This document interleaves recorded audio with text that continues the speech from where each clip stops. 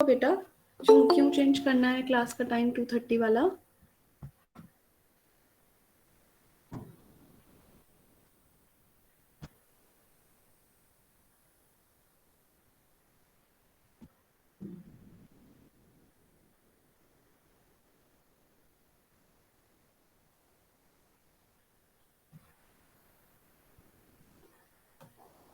रुद्र कोई प्रॉब्लम है बेटा?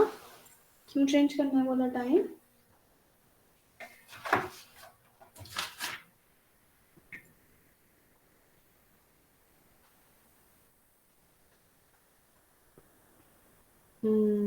I agree, but this is only for some days.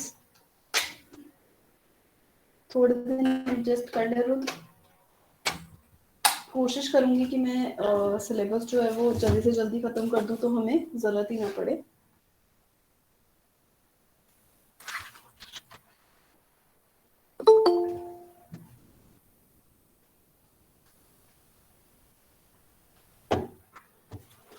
Okay, now we are moving to the next chapter, allotment of securities.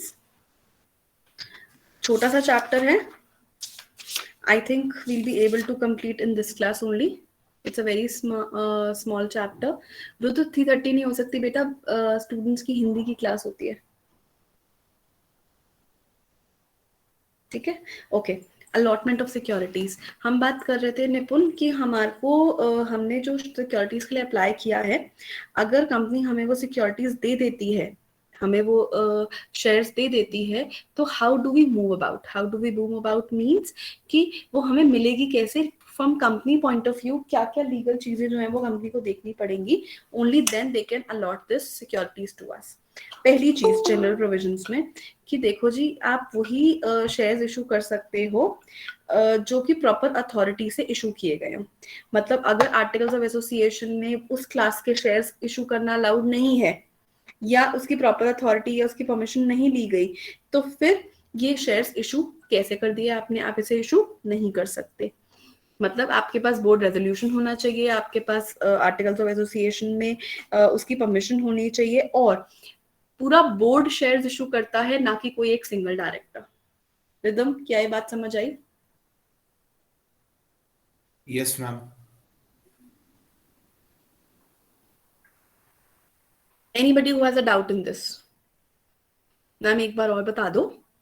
मान लो कि मैं shares issue करने की बात कर रही हूँ, अलॉट करने की बात कर रही हूँ, and these are preferential shares which are participating. याद है हमने किया था पार्टिसिपेटिंग प्रेफरेंस शेयर्स, एक कॉन्सेप्ट होता है, क्लास 12th में किया था, remember? Yes ma'am, yes ma'am, remember. तो अब हम पार्टिसिपेटिंग प्रेफरेंस शेयर्स इशू कर रहे हैं रिदम। अगर मेरे आर्टिकल्स ऑफ एसोसिएशन में ये अलाउड नहीं है, तो मैं पार्टिसिपेटिंग प्रेफरेंस शेयर इशू नहीं कर सकती। सेकेंड थिंग उत्कर्ष, मैं सिर्फ वही शेयर्स इशू कर सकती हूँ जो पूरे बोर्ड ने इशू किए हो, या पूरा बोर्ड आप शेयर्स इशू करता है, बोर्ड ऑफ डायरेक्टर्स करते हैं। Any single director will not have the authority to allot any securities to anybody. ठीक है? Yes ma'am. दूसरा वो कह रहे हैं कि भाई देखो, अलॉटमेंट जो है ना वो 5 से 6 महीने मैक्सिमम इस टाइम में हो जानी चाहिए।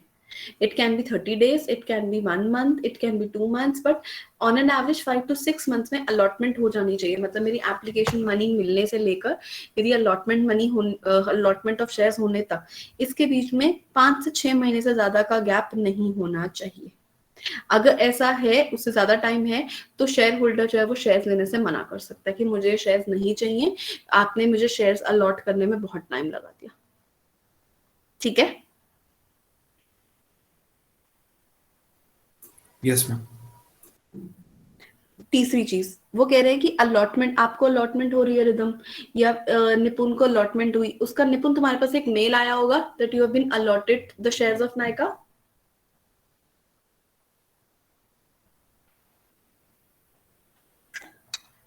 निपुण, can you hear me?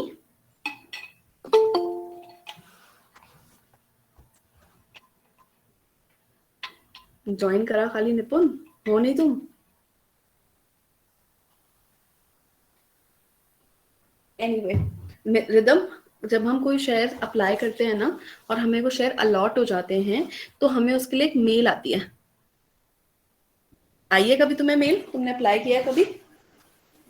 Ma'am ये वाली तो नहीं है, लेकिन आपको अलॉट नहीं हुआ ये वाली मिला रखी है। आई नो, बहुत बार। बहुत बहुत बार बार। रिग्रेट मेल आती है कि भाई sorry you have not been, it's a regret to announce और it's a regret to ma'am tell you that you have not been allotted shares. ये मेरे पास भी बहुत बार आई है। मैम इतने इतने अच्छे से लिखा ही नहीं था। अच्छा। प्लीज फाइंड अटैच्ड, मतलब ऐसे था कि please find attached the you have the shares you have been allotted. साफ साफ नीचे लिखा है इतना अमाउंट आपने ब्लॉक करा था, shares you have been allotted zero. कोई सॉरी नहीं, कोई कुछ नहीं। अच्छा नहीं, मेरे पास ना दो तीन कंपनीज में मैंने अप्लाई किया और बड़े अच्छे से लिखा है यार, it's we regret to inform you that the share that you have applied for has not been allotted to you, better luck next time. वो मैम ब्रोकर से आया था, ये वाला मेल ब्रोकर से आया था, लेकिन वो बाद में आया था। पहले जो उनके नहीं नहीं रजिस्ट्रार नहीं से आया था उसमें कुछ नहीं लिखा था। नहीं, मुझे तो उसमें बस कंपनी से लिखा आया जीरो था। शेयर्स। वो तो कंपनी से आया था। तो बड़े अच्छे से लिखा हो तो वो डिपेंड करता है कंपनी टू कंपनी वो क्या ड्राफ्ट कर रही है, कई कंपनी बहुत अच्छे से ड्राफ्ट करती हैं। ठीक है। तो रिदम हम ये कह रहे हैं बच्चा कि जो शेयर्स है ना वो उसमें रिग्रेट मेल आ जाता है और अगर हमें मिलते हैं तो उसका पॉजिटिव मेल हमारे पास आ जाता है कि हमें ये शेयर्स मिल गए। ठीक है बच्चा। तो अगर आपने ये कम्युनिकेशन हमें नहीं दी कि हमारे को शेयर्स मिल गए हैं, ठीक है, तो ऐसी सिचुएशन में सामने वाला शेयर्स लेने के लिए मना कर सकता है कि मैं क्यों लूं ये शेयर, आपने तो मुझे इसकी कम्युनिकेशन दी ही नहीं क्या मुझे देने वाले हो। ठीक है। Yes ma'am. तो आपको मुझे क्या देना पड़ेगा, आपको मुझे वो देना पड़ेगा कि हाँ जी मैंने तो ये शेयर्स जो हैं वो आपको अप्लाई किए हैं या आपको मिले हैं, उसकी ये कम्युनिकेशन है। ठीक है। Yes ma'am. क्लियर बच्चा? Yes, ma'am. Yes, ma'am.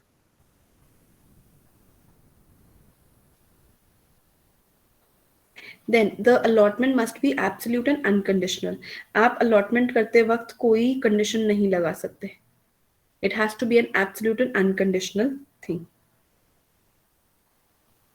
ठीक है बच्चा? Yes, ma'am.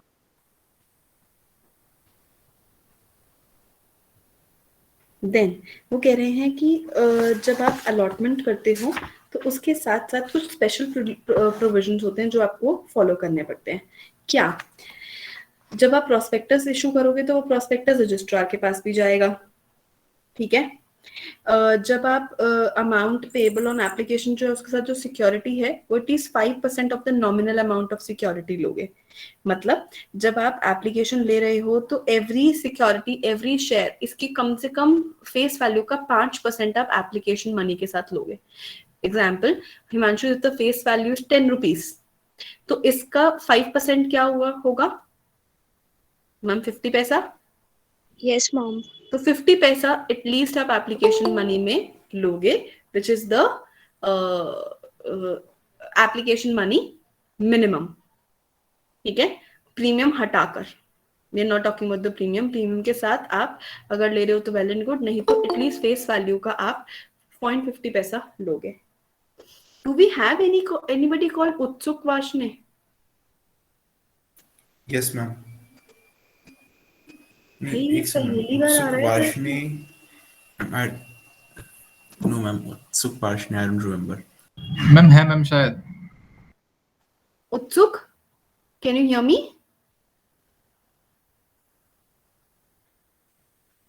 उत्सुक Varshney, can you hear me? Yes, ma'am. बेटा ये पहली क्लास है मेरे साथ।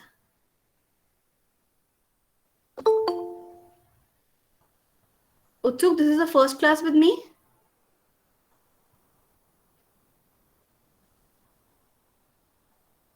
Can you hear me?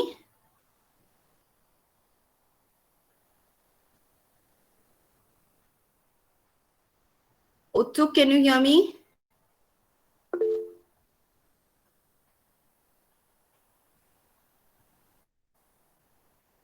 उत्सुक, you have to answer me, otherwise I have to remove you from the call. आप बात करो या फिर चैट पे लिखो, but you have to respond.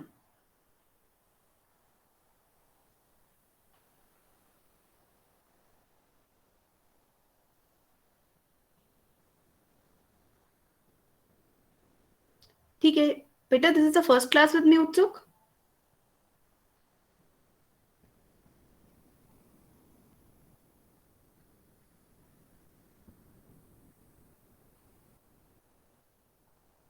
Rhythm, is Utsuk coming to other sections also? Other classes also? I don't know about that, but like I have checked the list, that the students list.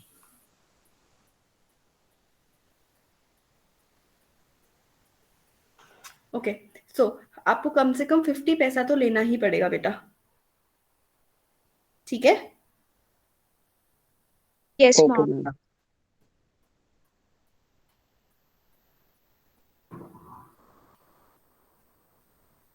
Next, we are talking that the minimum subscription is 90% of the total shares. ठीक है. अगर 90% हमें नहीं मिलता तो हमें अपने share के पैसे, एप्लीकेशन मनी वापस करनी पड़ेगी. ठीक है. Yes, ma'am. Yes, ma'am.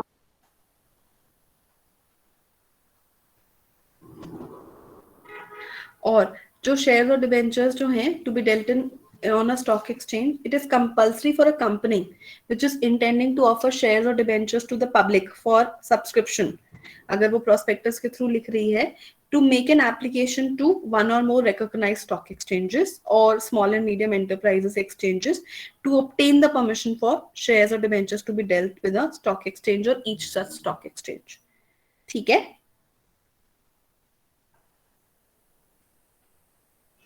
Okay, ma'am. और आपको ये वाली बात बतानी पड़ेगी आरओसी को कि देखो जी, हमने इस स्टॉक एक्सचेंज से, मान लो एनएससी से लिया है या बीएससी से लिया है, जिस भी स्टॉक एक्सचेंज से लिया है, हमें परमिशन मिल गई है कि जब हमारे शेयर्स या डिबेंचर्स जो है वो ओपन मार्केट में आएंगे, लिस्ट होंगे, तो ये शेयर्स जो है इस या इस स्टॉक एक्सचेंज पे डील होंगे.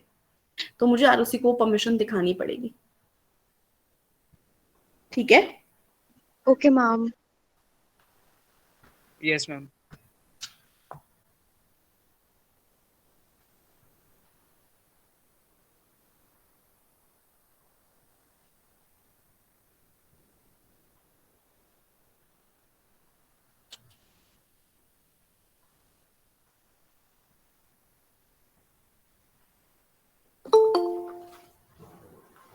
मैम, मेरे को आपको एक बहुत इंपॉर्टेंट बात और बतानी है.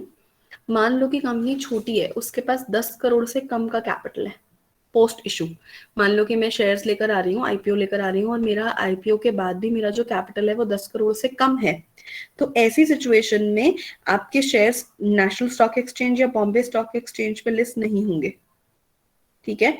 यहाँ पर तभी शेयर्स लिस्ट होते हैं बेटा जब कंपनी का post issue of this IPO capital at least 10 crore का हो. मतलब उत्कर्ष, अगर मेरी कंपनी का कैपिटल 2 करोड़ का है या 3 करोड़ का है, तो मेरी कंपनी के शेयर्स एनएससी बीएससी पे लिस्ट नहीं होंगे.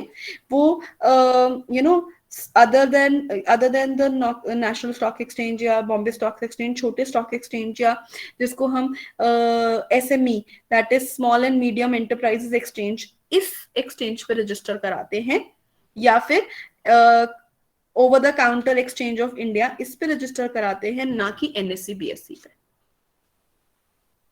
ठीक है. Excuse me. हाँ जी विनीत जी, बोलिए.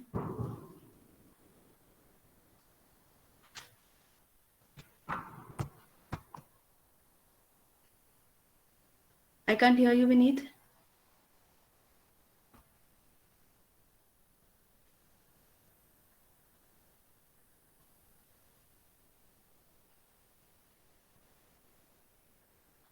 You can hear me, right? Yes, ma'am. Vineet ने एक्सक्यूज मी बोला था ना, या मुझे सुनाई दिया? मैम बोला था. Network issue. May be type कर रहा हूँ मैम कुछ. ओके. तो लेट्स गो बैक.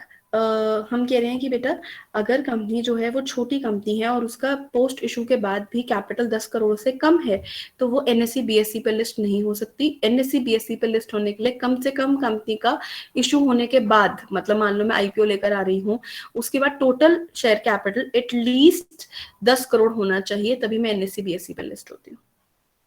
ठीक है। और अगर आपने कंपनी के कंप्लायंसेस को, स्पेशल कंप्लायंसेस या जनरल कंप्लायंसेस को फॉलो नहीं किया, तो जो जो इंसान है जिसने ये फॉलो नहीं किया है, the company and the person will be punishable and the fine will range between 5 lakh but not more than 50 lakh, and every officer who is in default, उसको या तो इम्प्रिजनमेंट हो सकती है कि आपने गलत तरीके से अलॉटमेंट की या अलॉटमेंट कम्युनिकेट नहीं की या आपने अथॉरिटी से अलॉटमेंट नहीं की, और अगर आप पेनल्टी की बात करो तो इट विल बी 50,000 रुपीज और it will be 3 lakh rupees और बोथ। ठीक है।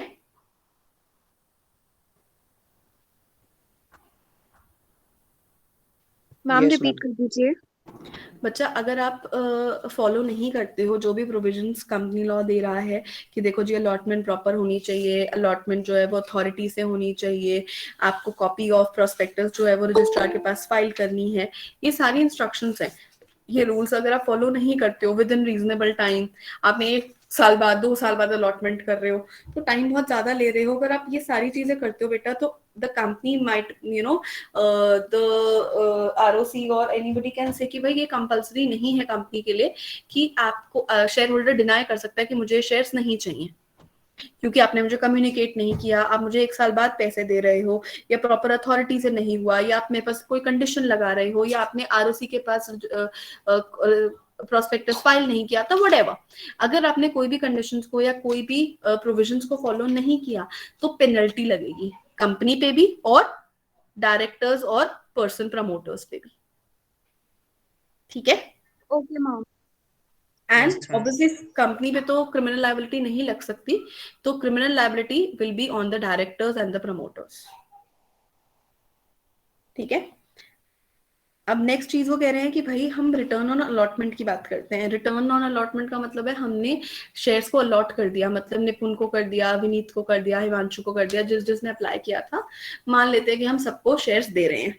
तो रिटर्न टू अलॉटमेंट का मतलब है हमें अब आरओसी के पास रिटर्न फाइल करनी है कि देखो जी हमारे पास इतने लोगों ने अप्लाई किया था, इतने लोगों को हमने शेयर दे दिए, इस डेट पे हमारे पास एप्लीकेशन मनी आई थी, इस डेट पे हमने उनको शेयर अलॉट कर दिए।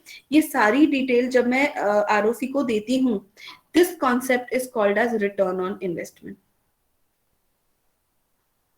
ठीक है। Yes ma'am. Return on allotment, I am so sorry. Ma'am, could you please repeat? What Vineet? Return on allotment. बेटा मैंने अपनी सिक्योरिटीज इशू की थी, ठीक है। अब वो सिक्योरिटीज इशू की थी तो लोगों ने मेरे पास अप्लाई किया, मैंने कितने लोगों ने अप्लाई किया, कितने लोगों को मैंने सिक्योरिटी दी, किस दिन एप्लीकेशन मनी ली, कौन से अकाउंट में रखी, किस दिन मैंने पैसे वापस कर दिए, ये सारी डिटेल जब मैं देती हूँ तो इसको हम रिटर्न ऑन अलॉटमेंट कहते हैं। हम इनकम टैक्स रिटर्न भरते हैं ना, वो किसके पास भरते हैं? इनकम टैक्स ऑफिसर के पास भरते हैं कि देखो जी मैंने पूरे साल में इतनी इनकम कमाई, इस पे इतना टैक्स दिया, इतना मेरा रिफंड बनता है या इतना मेरा और फर्दर टैक्स बनता है, राइट? Yes. वैसे ही मैं आरओसी को पूरी डिटेल देती हूँ कि भाई साहब मैंने इतने शेयर्स इशू किए थे, उसमें से इतने पैसे जो है वो इतने लोगों से आए, इतने पैसे मैंने इसको दिए, मैंने प्रोराटा किया, व्हाटएवर। ठीक है। जब मैं ये पूरी डिटेल्स आरओसी को देती हूँ, that is called return on allotment. ठीक है। मैं अलॉटमेंट करने के 30 डेज के अंदर रजिस्ट्रार को ही रिटर्न फाइल करती हूँ। ठीक है। Yes, ma'am. But Yes, ma'am. it might be too difficult for a company which is generally issues a lot more shares in the company. For example, Reliance. Actually, they have subsidiary companies as well, and they also used to introduce shares of their subsidiary company. बेटा तो company अगर रिलायंस जैसी company है तो उसके पास resources की कमी थोड़ी ना है, और ये काम कंपनी को नहीं करना होता। रजिस्ट्रार्स होते हैं उनके पास कंपनी के लिए, जैसे ये क्या करते हैं आउटसोर्स कर देते हैं ट्रांसफर एजेंट्स होते हैं, रजिस्ट्रार ऑफ एजेंट्स होते हैं, ये क्या काम करते हैं, इसका पूरा रिकॉर्ड रखते हैं कि आज कंपनी के शेयर्स कितने लोगों ने खरीदे, कितने लोगों ने बेचे। एज ऑफ नाउ अगर तुम मुझसे ये जानना चाहते हो भी नहीं कि eight this point of time company के शेयर होल्डर्स कौन है, वो आपको एक बेनपॉस देंगे। बेनपॉस क्या होता है? Beneficiary position. I know you would not know this because आपने एज अ कंपनी अंदर कंपनी कैसे काम करती है ये आपको नहीं पता, but as a company secretary मुझे पता है कि मुझे अगर कोई बोलता है कि भाई मुझे जानना है कि आज कंपनी के at today at this point of time who are the share holders of the company, तो मैं एक पूरी लिस्ट प्रिंट करके दे सकती हूँ। ठीक है, एक सॉफ्टवेयर होता है कोसैक करके, एक सॉफ्टवेयर होता है, उस सॉफ्टवेयर में ना डिटेल्स आती हैं। वो सॉफ्टवेयर जो है वो डेली अपडेट होता है, मतलब हर रोज शाम को 3:30 बजे के बाद ये सॉफ्टवेयर अपडेट होता है। क्यों? क्योंकि लोगों ने खरीदा, बेचा, करा, end of the day who is the share holder of the company, तो ये तो मुझे रात शाम को 3:30 बजे जानना है ना, तो मार्केट क्लोज हो गई। ठीक है, तो this position is called beneficiary position. ठीक है, Yes, ma'am. तो ये काम हमारा सॉफ्टवेयर करता है हमारे लिए रजिस्ट्रार्स करते हैं, हमारे को भेजते हैं बेनपॉस। और बेसिकली ये बेनपॉस हमें क्यों चाहिए होता है कि मान लो कि कोई अनयूजुअल खरीद या बेच किसी ने बेचा है, मतलब किसी ने 100 शेयर बेचे, खरीदे, रिलायंस के, कोई फर्क नहीं पड़ता यार। एक दिन में इतनी वॉल्यूम है, अगर आप देखो तो आपको मनी कंट्रोल जैसी ऐप इतनी वॉल्यूम दिखाती है कि देखो करोड़ों शेयर बेचे गए, रिलायंस के करोड़ों खरीदे गए। That's okay for a company like Reliance, उनके पास इतने करोड़ों शेयर है, अगर बिक रहे हैं, खरीदे जा रहे हैं, कौन सी बड़ी बात है, ट्रेडिंग हो रही है तो। लेकिन विनीत, अगर कंपनी जो है उसमें करोड़ों का सौदा हो रहा है या लाखों शेयर एक दिन में खरीदे जा रहे हैं या बेचे जा रहे हैं, तो उसको हम ब्लॉक डील्स कहते हैं। ठीक है, हमारे लिए ये ब्लॉक डील्स इंपॉर्टेंट होती हैं। किसी ने 100 शेयर खरीदे, 50 खरीदे, 50 बेचे, ये कंपनी के लिए उतना इंपॉर्टेंस नहीं रखता। ठीक है, Okay, ma'am. तो ब्लॉक डील इंपॉर्टेंट है हमारे लिए। दूसरी चीज हमारे लिए क्या इंपॉर्टेंट है हिमांशु, कि जो कंपनी है अगर वो डिविडेंड डिक्लेयर करती है तो अपने साथ ना एक रिकॉर्ड डेट कहती है, जिसको हम एक्स डेट कहते हैं। ठीक है, ब्लॉक एक्स डेट या रिकॉर्ड डेट मींस कि इस डेट पे जो जो हमारा शेयर होल्डर होगा उसको हम डिविडेंड देंगे। ठीक है Okay, बच्चा, ma'am. Okay, ma'am. It is important from that point of view. Ma'am, I have a query regarding the previous point. बोलो। Ma'am, as you stated that the company with capital less than 10 crore can't be listed on NSE and BSE. उसके shares list नहीं होंगे भाई, company तो list हो सकती है, shares और डिवेंचर्स लिस्ट नहीं होते। And what kind of capital do you talking about? भाई Introductory capital or the capital which is being gained while the functioning of the share capital I am talking about share capital. okay, ma'am. Issued capital की बात कर रही हूँ भाई मैं। अगर मान लो ऑथराइज्ड कैपिटल 50 करोड़ है तो उसको थोड़ी ना, वो तो ऑथराइज्ड है, उसमें इशू कैपिटल कितना है? इशूड कैपिटल की बात कर रही हूँ जो मैंने पब्लिक को इशू किया हुआ है। अगर वो 10 करोड़ से कम है तो फिर आप स्टॉक एक्सचेंज पे लिस्ट नहीं हो सकते, तो आप स्मॉल मीडियम एक्सचेंज पर जाओ या ओवर द काउंटर जो एक्सचेंज होते हैं उस पे जाओ। That means that company can be listed on KSE, that company can be listed on KSE, Kolkata Stock Exchange. But कम ही करते हैं विनीत, क्योंकि वो रीजनल है ना। NSC BSC are national stock exchange, Calcutta stock exchange या Delhi stock exchange, there are regional stock exchanges. कौन जा रहा है, कौन खरीद रहा है इन स्टॉक एक्सचेंजेस से? जो भी अच्छा प्लेयर होगा, जो भी अच्छा इन्वेस्टर होगा, वो कहेगा कि मैं तो उस पे जाऊंगा, एनएससी से खरीदूंगा, बीएससी से खरीदूंगा। But ma'am, they are being governed by the SEBIs. हाँ, मैं मना, सेबी तो बेटा रेगुलेटर है मार्केट की, वो तो हर स्टॉक एक्सचेंज को रेगुलेट कर रही है, आरओसी को रेगुलेट कर रही है, देन ब्रोकर्स को रेगुलेट कर रही है, वो तो हमारी माई बाप बन गई है। SEBI is above ROCs, I hope you know that. Yes, ma'am. Registrar is a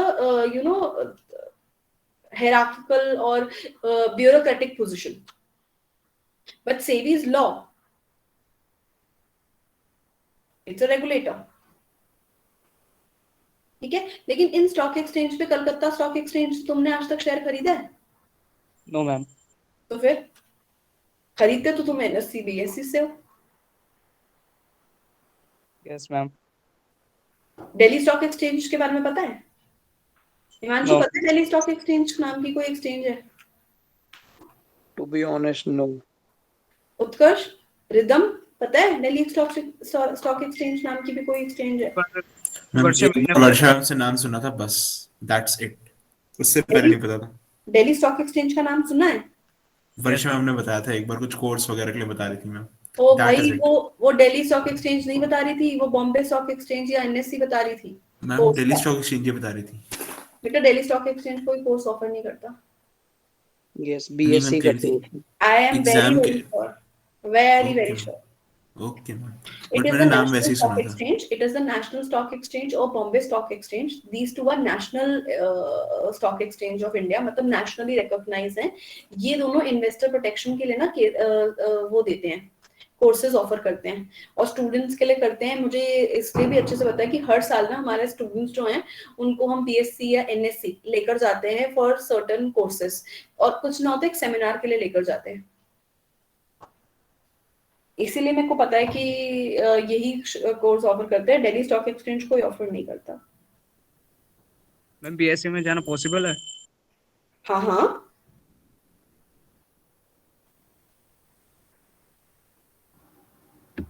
क्यों ऐसा क्यों लगा तुम्हें? नो मैम, मैंने वो मतलब बिल्डिंग देखी थी तो मतलब उसमें काफी सिक्योरिटी अलर्ट्स होते हैं, रीजंस होते हैं, वो मतलब पूरी क्वेरी करते हैं क्यों जाना है, रीजन पूछते हैं, तो इस वजह से।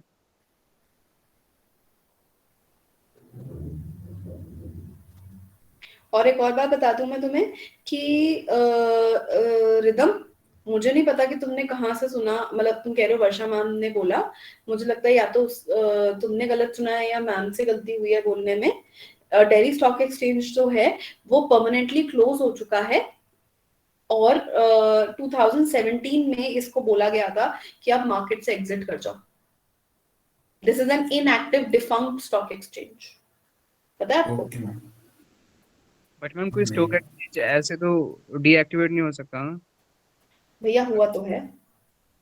बट मैम कुछ ऐसी कोई पॉलिसीज होंगे या कुछ ऐसे रूल्स या रेगुलेशंस होंगे जो कि वॉयलेट किए होंगे, या तो बेटा सेपरेट। इस पे वो नहीं चल रहा, मतलब काम नहीं चल रहा, इस पे लोग डील नहीं कर रहे। Okay ma'am. people are not dealing with it। तो जब काम ही नहीं हो रहा, लोग को एक्सचेंज बस बना हुआ है, जिससे पूछो सब अपनी लिस्टिंग नेशनल लेवल पे कराना चाहते हैं, रीजनल लेवल पे कोई कराना ही नहीं चाहता। But ma'am I think Calcutta stock exchange क्यों चल रहा है? क्योंकि वो एशिया का सबसे ओल्डेस्ट स्टॉक एक्सचेंज है जो कि गवर्नमेंट ओन्ड है। But ma'am you might be aware of the Ketan Parekh scam, 40,000 crore scam। तो ma'am it was being held in the Kolkata Stock Exchange. तो So ma'am, even if the Kolkata isn't a national stock exchange, but there is a lot of investors which are investing in the Kolkata Stock Exchange there. बच्चा, point मैं जो कह रही हूँ, मैं ये कह रही हूँ, अगर केतन पारेख का स्कैम हो रहा है तो वो अगर कलकत्ता स्टॉक एक्सचेंज पे हो रहा है तो हो रहा है। मैंने ये नहीं कहा कि कलकत्ता स्टॉक एक्सचेंज डिफंक्ट है, इट इज स्टिल एक्टिव। आज भी टिस्को जैसे शेयर्स जो हैं वो उस पे लिस्टेड है स्टॉक एक्सचेंज पे, और कलकत्ता स्टॉक एक्सचेंज एशिया का सबसे पुराना स्टॉक एक्सचेंज और गवर्नमेंट ओन्ड है।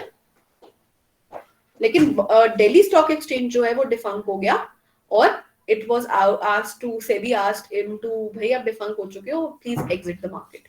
सो Delhi stock exchange now doesn't exist. Ma'am, even a company which has more than 10 crore capital can list on Kolkata Stock Exchange. हाँ कर लो, बट क्यों करूंगी मैं रीजनल पे? भाई मैं नेशनल जा सकती हूँ तो मैं रीजनल क्यों जाऊंगी? Ma'am, because at that time ACC Cement was the target share. Ketan Parekh used to hype and dump the prices immediately after once the price goes up. बेटा ये इसे ना हम बुल रन, बियर रन ये कहते हैं, ठीक है? And the same thing was done by Harshad Mehta also, he was also a big bull. Yes, ma'am, but it was there in the National Stock Exchange, BSE. भाई जरूरी थोड़ी है सब बीएससी पे करें। जब ये केतन पारेख स्कैम हुआ अरे था, विनीत, वो मैम कलकत्ता ये से कह रहे मैम ये कह रहे हैं कि जरूरी नहीं है कि सब बीएससी और एनएससी में करें, कलकत्ता में भी कर सकते हैं, लेकिन जरूरी नहीं कलकत्ता वाले एनएससी बीएससी में नहीं करें। जैसे डीयू में 100 कॉलेजेस है, तो तेरे को जिसमें एडमिशन लेना तो उसमें जा, जिसको दूसरे में लेना उसमें जाएगा, लेकिन हर में तो बच्चे तो है ना, स्टूडेंट्स हर जगह पे। तो वाह ये वाह, चीज है, लेकिन मेन वाले अपने अलग होते कॉलेजेस। वाह वाह मधुर, आई एम सो ग्लैड, बड़ा अच्छे से एग्जाम्पल दे दिया। बट वैसे मधुर, दिल्ली यूनिवर्सिटी में ना हमारे पास 72 कॉलेजेस है। हाँ मैम वही अप्रोक्स। नहीं, ऐसे ऐसे ऐसे ही तुमने फैक्ट बोला तो मैंने सोचा मैं तुम्हें फैक्ट बता दूं। Yes sir, yes 72 sir. Colleges हैं हमारे पास दिल्ली यूनिवर्सिटी में। और ओके। हमारे कॉलेज का जो नंबरिंग है ना, नंबरिंग मतलब जब कॉलेज नंबर किया जाता है तो वो हमारा जो नाम है ना कॉलेज का वो एस है, शहीद भगत सिंह। तो हमारी नंबरिंग जो है ना वो एस में 65th नंबर पे है। Okay ma'am. जब तुम अपना यूनिवर्सिटी रोल नंबर देखोगे ना तो उसमें जो फोर्थ जो नंबर होगा वो 65th होगा, बीच में 65 जरूर होगा, देखना। Yes yes ma'am sir. 655। वो स्टार्टिंग में नहीं होगा बेटा, मिडिल मिडिल में होगा वो 65। सबका अलग अलग होगा, 65 कॉमन है क्योंकि हमारा कॉलेज कोड है। Okay ma'am. नई नई चीज सीखने को मिल रही है मैम। है ना। Yes ma'am. तो बेटा दिल्ली स्टॉक एक्सचेंज एग्जिस्ट नहीं करता। आई डोंट नो कैसे वर्षा मैम ने बोल दिया या आपने गलत सुन लिया, आई don't no, I will yes not ma'am, ask. कोई ना कोई होगा इशू। हाँ, लेकिन दिल्ली स्टॉक एक्सचेंज एग्जिस्ट नहीं करता और वो कोई कोर्स नहीं कराता। 2017 में I remember my when 2017 I got married. तो उस ईयर में इसको बोला गया था स्टॉक एक्सचेंज को कि भैया बंद हो जाओ, सेबी का ऑर्डर आया था। तो I remember I was discussing this thing with my husband. मतलब मैं ऐसी चीजें याद करके रिलेट करके याद रखती हूँ कि अच्छा इस साल ऐसा हुआ था तो इस साल में हमने ये किया था, डिस्कशन किया था। तो डिस्कशन में मुझे याद है कि 2017 में this stock exchange was asked to exit the market, तो it is permanently closed. South Delhi okay में मैम। जेएनयू के पास ना असफ अली रोड है, वहां पे इसका ऑफिस होता था पहले। Because I belong to south Delhi I know this the DSC office was very nearby to my house earlier. Okay ma'am, अब तो है ही नहीं। हाँ अब तो है नहीं, अब तो खैर मैं भी साउथ दिल्ली में नहीं रह रही। तो both the things. And secondly NSC BSc जो है ना वो हम कॉलेज के स्टूडेंट्स को वो देता है, सर्टिफिकेट्स और ये वाले डिप्लोमास देता है और सेमिनार्स करवाता है, जो कि विनीत बहुत सारे पैसे जो हैं वो इन्वेस्टर प्रोटेक्शन, अभी मैं तुम्हें करवाऊंगी कि मान लो डिविडेंड लोगों ने क्लेम नहीं किया तो इन्वेस्टर प्रोटेक्शन फंड में जो पैसे इकट्ठे हो जाते हैं ना वो सेबी के पास जाते हैं। तो सेबी जो है वो उन पैसों से सेमिनार करवाता है और आपको बहुत बेसिक नॉलेज देता है, डेरिवेटिव्स क्या होते हैं, कमोडिटीज क्या होती हैं, शेयर्स क्या होते हैं, प्रेफरेंस शेयर्स क्या होते हैं, एवरीथिंग कैसे करनी चाहिए उसके कोर्सेज फ्री में करवाता है Vineet. I don't know whether you know Rhythm, these courses are free but these are basic courses. Okay ma'am. ठीक है। तो हमारे कॉलेज से हम कई बार लेकर जाते थे स्टूडेंट्स को।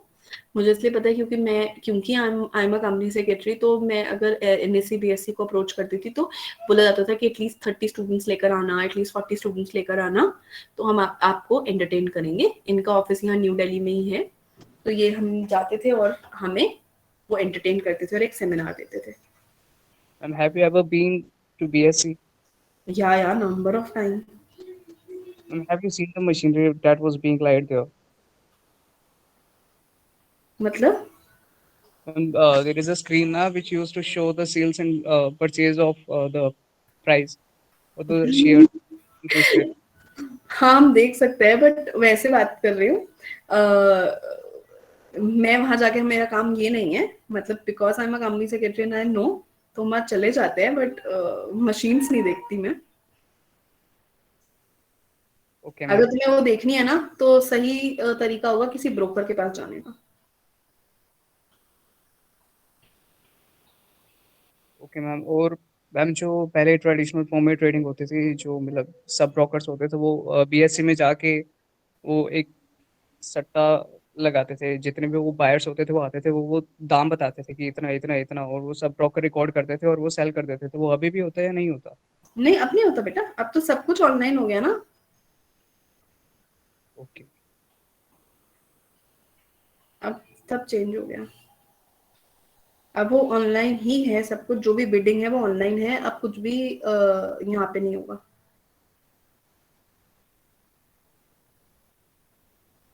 ठीक है, इम्पोर्टेंट टाइम था मैम, वो एक मिस हो गया।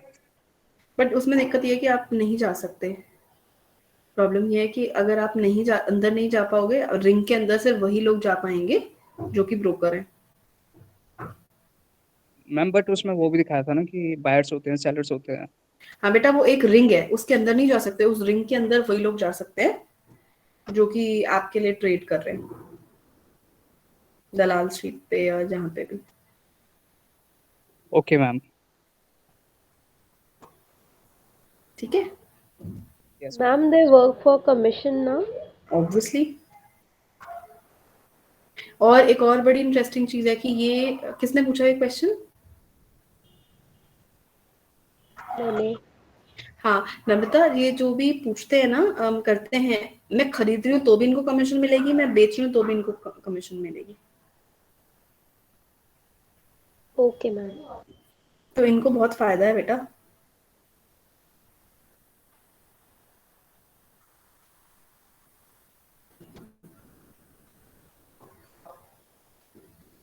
ठीक है बच्चा। Yes, ma'am.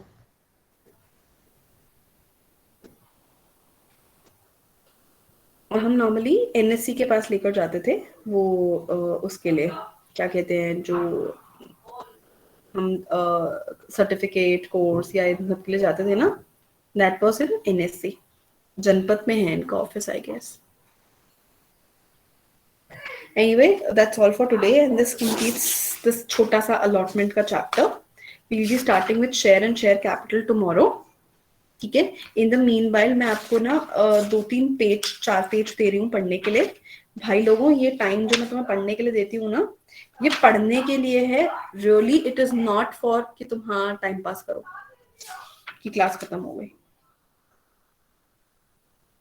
ठीक है, मैम एक बार प्लीज फिर से बुक सजेस्ट कर दो। ओजस्विन, आई थिंक तुमने मुझे मैसेज भी किया था ना? हाँ जी मैम। बेटा मैंने 4-5 बुक रेकमेंड की थी, एक बार दोबारा सुन लो। आप चाहो तो कॉर्पोरेट लॉ बाय या company law by MC Kuchhal ले सकते हो। हाँ मैम, इसमें से लाइक आपने को याद है आपने की थी, बट आप मेरे को इसमें बेस्ट बता दोगे कौन सी है? Either go for MC Kuchhal और गो फॉर रीना चड्ढा। अगर एकदम प्रिसाइज पढ़ना है तो एमसी कुच्छल ले लेना, अगर आपको थोड़ा डिटेल में जाना है तो रीना चड्ढा ले लेना। ओके मैम, एग्जाम पर्पसेस के लिए वैसे कौन सा सही रहेगा? ऐसा कुछ नहीं है, दोनों ही as per syllabus of DU है। Okay ma'am, okay. बट अगर तुम देखोगे तो इसकी जो बुक है वो पतली सी है, और रीना चड्ढा थोड़ी डिटेल में है, तो थोड़ी मोटी बुक है। ये क्वेश्चंस किससे आएंगे? हाँ जी मैम, क्वेश्चंस किस बुक से आएंगे? बेटा, क्वेश्चंस तो लॉ के सब सिलेबस में से आएंगे, ना कि बुक में से। बुक का नाम कंपनी लॉ है? हाँ जी, कंपनी लॉ। लेकिन अगर तुम्हें कॉर्पोरेट लॉ मिल रही है तो वो भी ले सकते हो, सिलेबस सेम है। Okay ma'am.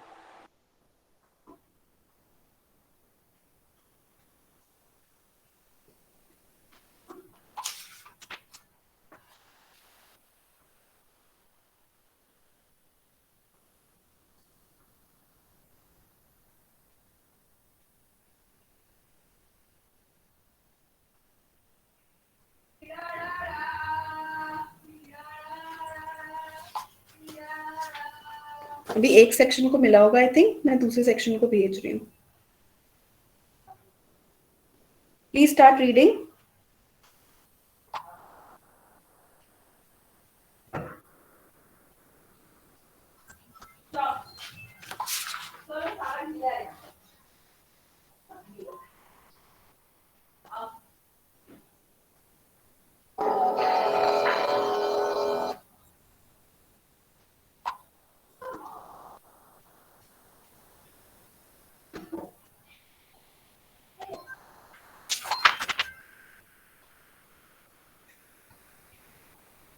Rhythm, Abhishek, I hope आपने दोनों क्लास की अटेंडेंस ले ली होगी।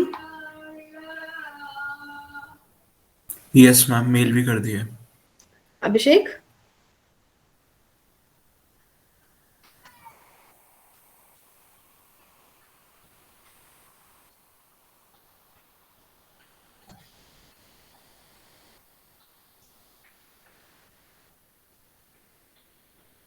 बेटा मिल गए स्क्रीनशॉट्स?